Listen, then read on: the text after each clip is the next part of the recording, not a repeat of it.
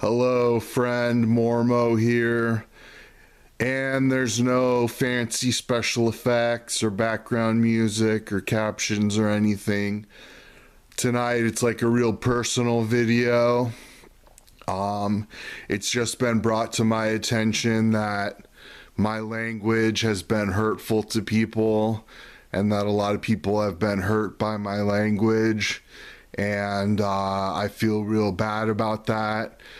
But like my first instinct was to come up with a bunch of BS excuses as to why it's okay for me to use hurtful language. And I'm going to go through the excuses and explain why they're BS.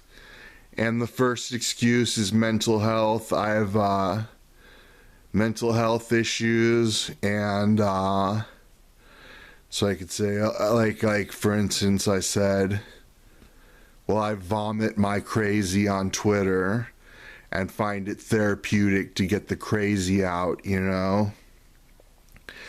But the truth about this is that I have doctors and I see a counselor and I take medication, and I don't really need to burden my friends with all of my toxic thoughts and stuff, so that's a BS excuse. And then the other one is punk rock. I could say, oh, well, I spent a lot of time and did a lot of work in the punk rock community, so that's an excuse as to why I can say hurtful things and stuff. But the truth is that shock rock is not even that popular, and the majority of the punk rock community is very progressive and forward thinking and don't allow hurtful language in their community.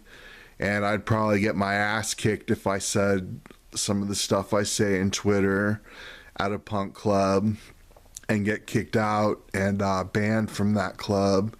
So that's not a good excuse. And then I thought, well, I'm not saying the hateful words in their intended way. For instance, I'm not calling a gay person the F word, or I'm not calling a black person the N word or whatever. So because I'm not using them the way they're supposed to be hurtful, that somehow it's okay. But I know from watching PS, like public service announcements and stuff, that it's not okay to use hurtful language or to use words to mean that something is dumb or stupid or that you don't like it. So that's not a good excuse. And then my fourth excuse is the Clockwork Orange defense, where I can just say, well, I'm just an abusive animal and I can't change and maybe I shouldn't change. And that's just how it is. And there has been a lot of abuse in my life, from self-abuse with like alcohol and drugs to cigarette abuse. I'm killing myself with cigarettes right now. And to overeating in live videos where I overeat to entertain people. And I was actually offered a apprenticeship to a torture king at one point in my life to learn self-mutilation as performance art. And a lot of times I do regret that I didn't take that path, you know. And then another time a young woman called me a god of abuse. And she only knew me as a TV star.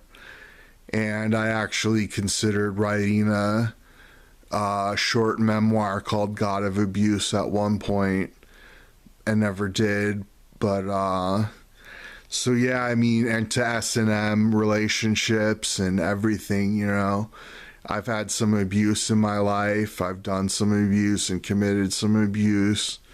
And but that's not right. And even in the Clockwork Orange book, in the final chapter, the original book, Alex decided that it wasn't right to be a violent psychotic when he saw his former gang member having dinner with his wife and 2 kids, he decided that that was the correct way to live, and that being a violent psychotic was not the correct way to live. And so I'm making an apology. I'm sorry for using hateful words. I can't take back what I've already said, but I can apologize and try to make an effort to be a better person in the future. And I encourage anybody watching this, if you ever see me say something stupid or hurtful or crazy, like, call me out on it, you know, tell me shut the fuck up, or like, just call me out on it. I encourage you, and call out anyone who does the same, so that we all can learn and become better people.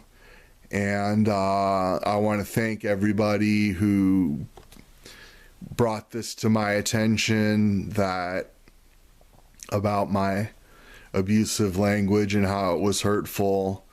And thanks so much for watching.